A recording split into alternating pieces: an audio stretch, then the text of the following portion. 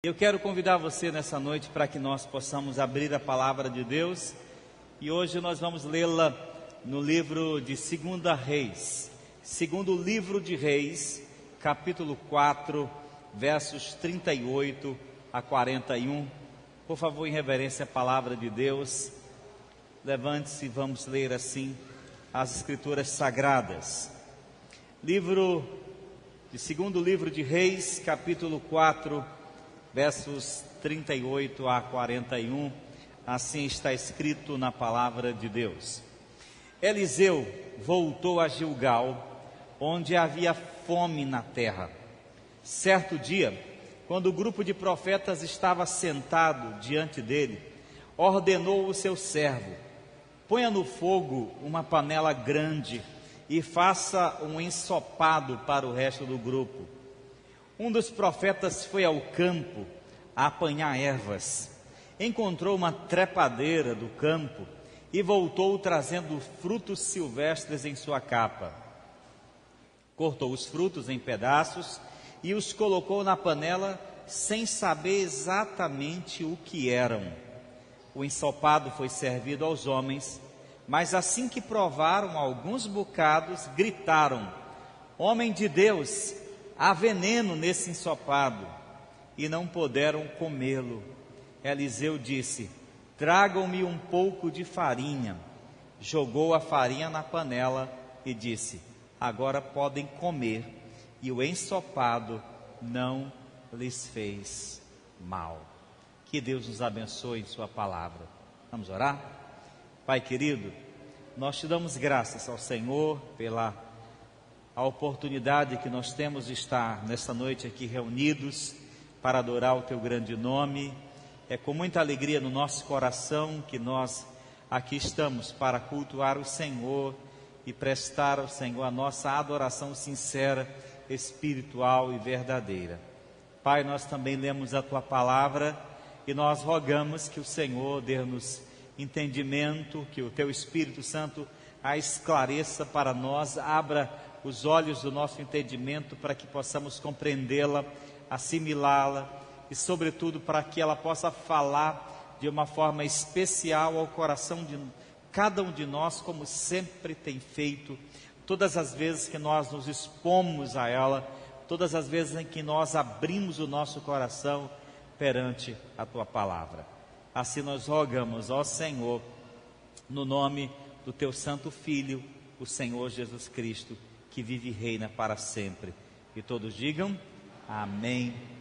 Por favor, pode sentar-se.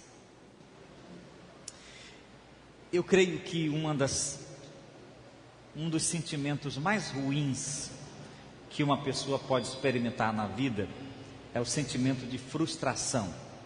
Quem nunca já foi frustrado na vida? Quem nunca já se sentiu extremamente decepcionado, desapontado, quando esperava algo e de repente aparece uma outra coisa completamente diferente? Pode baixar um pouquinho do volume, por favor. A frustração faz a alma da gente amargar. A frustração dá um amargor no coração e na alma. Os filhos de Israel, quando andaram pelo deserto em direção a Canaã, e depois que lhes faltou água, eles começaram a passar muita sede, e depressa chegaram a um pequeno lugar onde encontraram um grande lago de água. E aquela multidão de homens e mulheres sedentos correram para dentro do lago para beber, e quando eles trouxeram a água à boca, perceberam que a água era amarga. Ficaram muito frustrados. Você sabe, quando você tenta matar uma necessidade básica da sua vida, quando você tenta suprir uma necessidade primordial da sua existência, mas o que você encontra, ao invés de suprimento, ao invés de suprir, de matar aquela necessidade, você encontra frustração, você encontra decepção. É exatamente esse o sentimento que invadiu o coração dos profetas ou dos discípulos dos profetas nesse texto. Eliseu era um profeta de Deus e ele vai a Gilgal. E naquele tempo era um tempo de muita fome na terra. Havia um tempo de estiagem, as plantações não vingaram e havia muita fome, muita pobreza na terra. Ele vai àquela cidade, chegando lá em Gilgal, ele se encontra com os discípulos dos profetas e passa uma manhã inteira ensinando, profetizando, preparando aqueles homens para profetizarem e para serem homens de Deus. Chega às 9 horas, 10 horas, 11 horas, meio-dia, e o único som que aqueles discípulos dos profetas começam a ouvir não é mais o som da voz do profeta Eliseu, mas é o som do seu estômago roncando, sentindo fome, aquela fome que começa a incomodar, começa a embrulhar o estômago, começa a trazer aquele desconforto. Eliseu percebe, então chama um profeta e diz: vai, providencia um ensopado para nós. O profeta então sai e vai no fundo do quintal e sai procurando qualquer coisa que ele pudesse preparar para aquelas pessoas. Estava na hora de comer, e ele sai procurando e não encontra nada, ele não consegue encontrar nada comestível, nada para fazer para aquelas pessoas, até que ele encontra uma trepadeira, uma colossíntida, uma espécie de melão, quase uma cabaça verde, atraente aos olhos, bonita. Ele disse: pronto, é essa mesmo, e enche a capa daquela colossíntida, daquela cabaça verde, e traz. E chega em casa, corta em pedacinhos, faz um picadinho dela ali e prepara aquele panelão. Pronto, vamos todos matar a fome, vamos todos enganar aqui a fome e saciar a nossa necessidade. Chegou a hora então dele serviu aquele ensopado, aquele panelão daquele ensopado para os profetas. E os jovens, morrendo de fome, desesperados, saem logo, colocando cada qual a sua própria vasilha e trazendo à boca, quase que desesperados de fome. Quando eles colocam na boca, o que acontece? Eles percebem que o ensopado tem um gosto amargo, muito amargo, e consequentemente eles logo aliaram: há veneno, há morte na panela. E eles gritaram frustrados: homem de Deus, para Eliseu, há veneno na panela, há veneno no ensopado da panela. Ficaram tão frustrados, porque na busca de saciar uma necessidade básica da existência, o que eles encontraram na panela foi veneno. Eliseu, vendo aquela cena, vendo que eles não poderiam comer, pediu: tragam-me um pouco de farinha. Trouxeram um pouco de farinha e ele jogou no ensopado e disse: agora podem comer, porque todo o veneno foi tirado. Num gesto milagroso, Deus reverteu aquela situação e transformou aquele ensopado envenenado num ensopado que poderia matar a fome sem causar danos à saúde. Eu creio, meus irmãos, que essa história está aqui, essa narrativa está aqui para nos ensinar uma grande coisa, uma grande lição sobre Deus.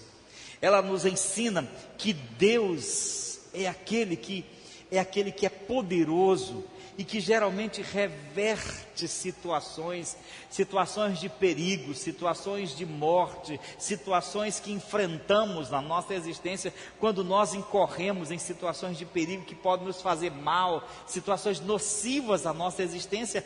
Deus põe a mão, Deus age, quando muitas vezes a vida, tudo que ela nos oferece é veneno da decepção, tudo que ela nos oferece é veneno da tristeza, tudo que ela nos oferece é veneno das dificuldades, tudo que ela nos oferece é veneno dos sofrimentos, quando muitas vezes o que a vida consegue nos dar é apenas sofrimento. Deus é aquele que entra com providência para transformar aquilo que nos seria nocivo em bens.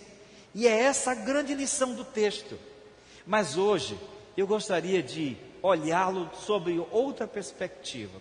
E eu gostaria de convidar você a também fazer o mesmo. E a perceber aqui, para além dessa lição primordial que o texto nos ensina. Porque o texto nos mostra que há veneno na panela. Para além dessa lição básica de que Deus reveste situações nocivas da nossa vida, eu quero chamar a sua atenção para o fato de que, muitas vezes, as pessoas estão em busca de matar as suas necessidades, de suprir as suas necessidades essenciais, e a maior de todas as suas necessidades, não é o de comer, não é o de beber, não é o de vestir, não é o de ter uma moradia, não é de ter um amigo, não é de ter um pai, não é de ter um filho. A maior de todas as necessidades humanas é, sobretudo, a necessidade que ele tem em sua alma, a necessidade que ele tem de Deus, a necessidade que ele tem de ter Deus em seu coração, porque cada um de nós já nasce, já vem a esse mundo com um vazio. O vazio não é o vazio do estômago, o maior vazio que o ser humano tem é o vazio do coração, é o vazio da alma, é o vazio do ser, que é incompleto, que é insuficiente, que é incapaz, é inadequado sem Deus. Cada coração humano tem um vazio que só pode ser preenchido com Deus. E aí, em tempos de fome, e eu digo não somente de fome física, de fome material, de fome de alimento, mas em tempo de fome espiritual como a nossa, que nós estamos vivendo hoje, nos últimos anos é plausível, é nítido para qualquer pessoa perceber que nós vivemos uma época de grande fome espiritual. O país, com a crise que tem vivido, a crise financeira, a crise ética, a crise política, também está mergulhado numa crise espiritual. E vivemos um tempo de fome espiritual, e no tempo de fome, as pessoas comem qualquer coisa para matar, para saciar suas necessidades. No tempo de fome, as pessoas não fazem escolhas, elas não são seletivas, elas não são cuidadosas, criteriosas sobre o que comer. No tempo de fome, as pessoas comem qualquer coisa na ânsia de saciar as suas necessidades. E com respeito à vida espiritual, isso também é verdade. Em tempo de fome espiritual, as pessoas consomem qualquer lixo, na ânsia de ter o seu ser, a sua alma preenchida. E aqui nós vemos claramente algumas lições que precisamos tirar para a nossa vida. Primeiramente, o texto revela que a maior de todas as carências do ser humano é a carência da nossa alma, a carência da nossa alma. Todos nós temos necessidades espirituais. Precisamos comer, precisamos ter um teto, precisamos nos vestir, precisamos de educação, precisamos de segurança, mas a maior e a mais necessária, mais gritante de todas as necessidades humanas é a necessidade de Deus. E numa época em que as pessoas estão vivendo uma crise existencial, uma crise espiritual, elas buscam Deus e como que tateando no escuro, saem batendo de porta em porta, de lugar a lugar, procurando respostas e procurando solução para matar a sua necessidade, a sua fome, a sua sede de Deus. Como Davi, que no Salmo declarou: a minha alma tem sede de Deus, assim como o cervo brama pelas correntes das águas, minha alma tem sede de Deus. Todo ser humano tem sede de Deus. É a busca que nós empreendemos desde o momento em que nós nascemos até quando morremos. É uma busca frenética, como um peixe que corre contra a correnteza na piracema. Nós corremos contra, muitas vezes, em busca do suprimento das nossas necessidades, em busca de encontrar Deus, de achar paz para a nossa alma, paz para o nosso coração. Queremos algo que dê sentido, que dê significado para a nossa existência. Há muitas pessoas que estão desesperadas agora. A razão por que muitas pessoas tiram suas vidas, a razão por que muitas pessoas, depois de baterem tantas portas e encontram a porta do suicídio, é porque elas de fato também não tiveram amparo, não conseguiram encontrar Deus, não conseguiram encontrar Cristo, não receberam o abraço do Senhor, porque não encontraram, não bateram na porta correta, saíram tateando como que no escuro, em busca de Deus. suas almas sedentas terminaram sendo destruídas, porque estavam em busca de Deus, mas só encontraram veneno. Veneno na panela, veneno na panela, veneno para alimentar as suas almas. Em segundo lugar, o texto denuncia os riscos que corremos quando nós procuramos satisfazer nossa necessidade espiritual longe de Deus. Se você tem sede, tem fome, tem ânsia por sentido para a vida, por encontrar Deus, por ter o perdão de Deus, por significar a sua existência, por ter paz na sua alma, e você sai batendo de portas em portas e sai fazendo isso longe de Deus, você pode encontrar morte e não vida. Você estará nutrindo, alimentando a sua alma com o veneno. Quando Jesus estava pregando o grande sermão em João capítulo 6, e depois de ter falado duramente com as pessoas, dizendo que aqueles que queriam segui-lo deveriam morrer para o mundo, levar a sua cruz e segui-lo, algumas pessoas o abandonaram, e ele, olhando para ele, para os seus discípulos, disse: e vocês não vão também me abandonar? E os discípulos disseram: Senhor, para quem iremos nós, se só o Senhor tem as palavras de vida eterna? Mas há muitas pessoas que estão batendo em tantas portas, há muitos que estão tomando, por exemplo, o caldo mortífero da idolatria, constrói ídolos, deuses para si mesmos, deuses humanos construídos por suas próprias mãos para significar a sua existência. Há pessoas que estão tomando o caldo mortífero da idolatria, adorando imagens, esculturas criadas, muitas vezes para supostamente representar o Criador, mas Deus não está lá. Deus não está nos ídolos criados pela religião, Deus não está nas imagens esculpidas pelas mãos humanas. Ele é o Criador de tudo, Ele não se deixa representar por uma imagem finita do homem. Há muitos que estão sendo envenenados pelo caldo mortífero da idolatria, mas há também outros que estão sendo envenenados pelo caldo mortífero do esoterismo e do ocultismo. Há quantas pessoas que buscam a Deus numa espécie de espiritualidade esotérica, acreditando em cristais, em budas, acreditando em mantras sagrados, em objetos sagrados que abençoam a vida das pessoas, ou que supostamente elas acreditam que abençoam as suas vidas. Há pessoas que procuram Deus nesse esoterismo, ou numa espécie de ocultismo sincrético. Elas estão envenenando suas almas com essas coisas. Há outros que estão consumindo o veneno do caldo mortífero do espiritismo.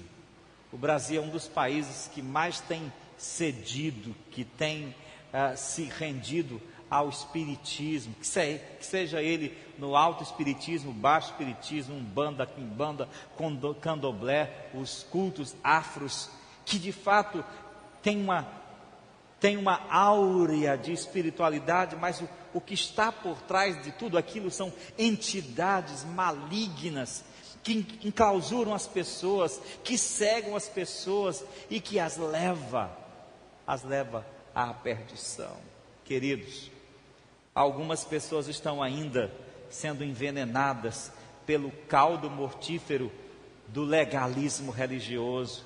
Muitas vezes se apegam à sua religião, se apegam às suas crenças de uma forma tão legalista, por achar que o fato de elas se auto-sacrificarem ou de fazerem algo para Deus, elas vão encontrar paz para suas almas, se apegando à letra, se tornando radicais numa espiritualidade perigosa. Há pessoas que estão envenenando as suas almas no legalismo religioso. Outros ainda já abandonaram qualquer busca de Deus na religião e se entregaram a todos os prazeres mundanos, se entregaram à prostituição, se entregaram a paixões, se entregaram a pecados e vivem uma vida completamente alienada de Deus, porque já que não conseguem encontrá-lo, querem pelo menos tentar entulhar o vazio do coração com qualquer outra coisa. é exatamente o que estão fazendo aquelas pessoas que nessas horas estão nos bares, nas esquinas, nos prostíbulos, nas ruas, procurando significar suas vidas, suas existências.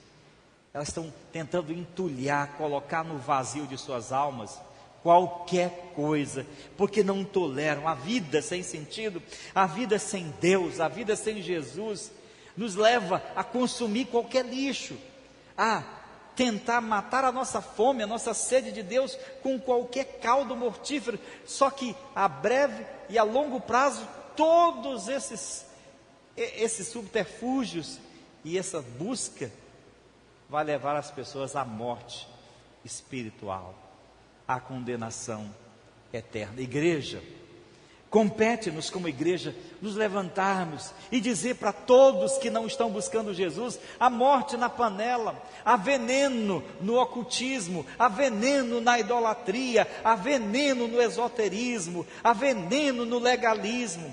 Compete à igreja que se levante como arauto da verdade e intrepidamente anuncie, detone tudo isso e de fato mostre o perigo, denuncie os riscos que as pessoas estão correndo.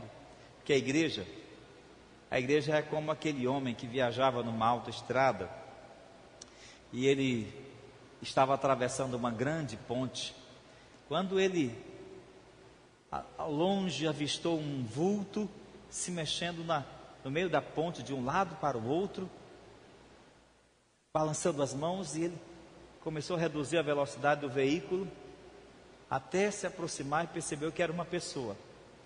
Ao descer do carro, ele perguntou: o que foi? O que você está fazendo aí, meu amigo? Era uma noite chuvosa, ainda serenando, e o sujeito disse: amigo, eu estou aqui porque alguns metros à frente, a ponte cedeu, caiu, e há um grande abismo. E eu estou aqui para avisar, como não tem nenhuma sinalização, eu estou aqui no meio dessa noite, na chuva, na beira desse abismo, para avisar, porque eu percebi que algumas pessoas caíram e alguns carros estão lá embaixo com pessoas mortas. Então, para que outros não caiam nesse abismo, eu fiquei aqui e vou ficar até que chegue alguém que possa sinalizar para que as pessoas não caiam nesse abismo. Aquele homem tão grato que disse: pois agora o senhor volta para casa, porque eu vou agora ficar na beira do abismo para avisar para as pessoas não prosseguirem nesse caminho.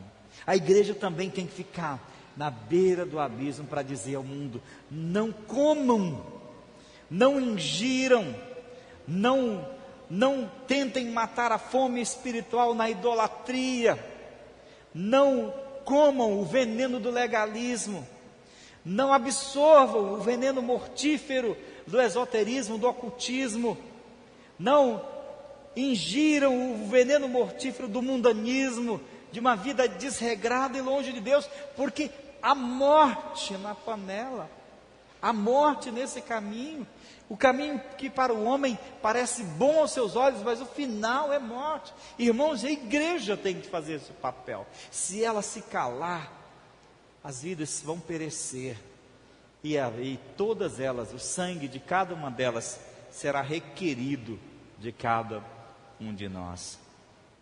Em terceiro e último lugar, esse texto revela que somente Deus pode satisfazer a fome e a sede de nossa alma.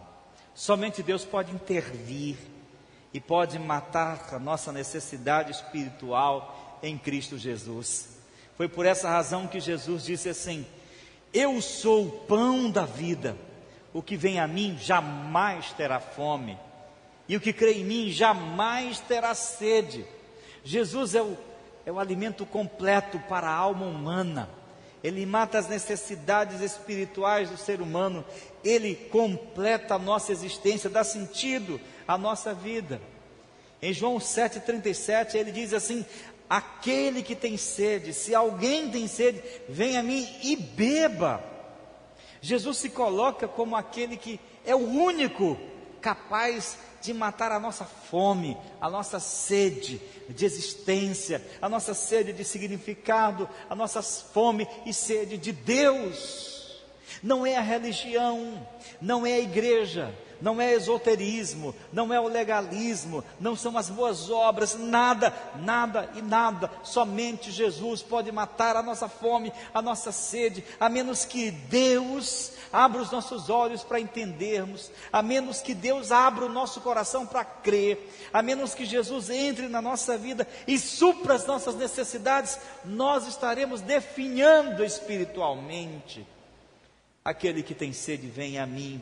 Em Apocalipse 21:6 está escrito, Jesus dizendo: eu sou o alfa e o ômega, o princípio e o fim. Eu, a quem tem sede, darei de graça da fonte da água da vida.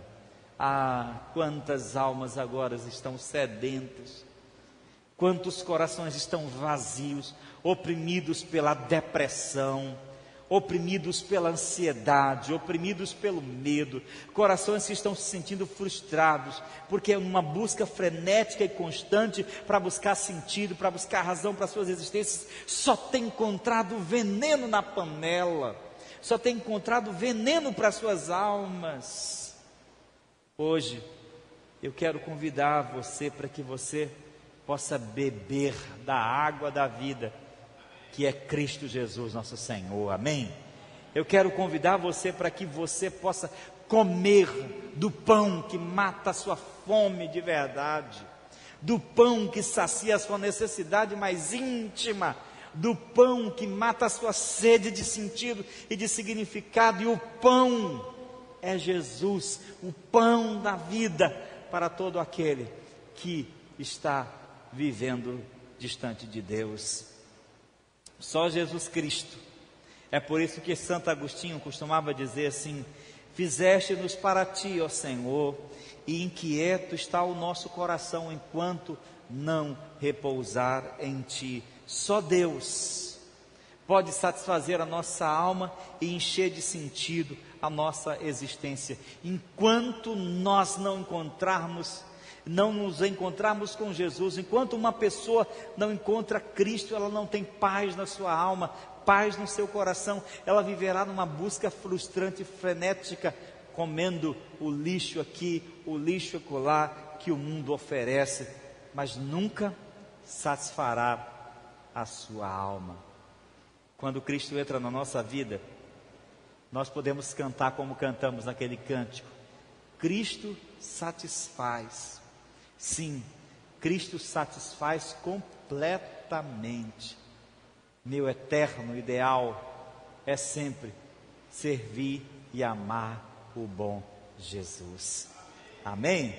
É Cristo que satisfaz. Eu quero convidar você para que você abandone qualquer esperança de encontrar paz para sua alma, sentido para sua vida, senão em Jesus.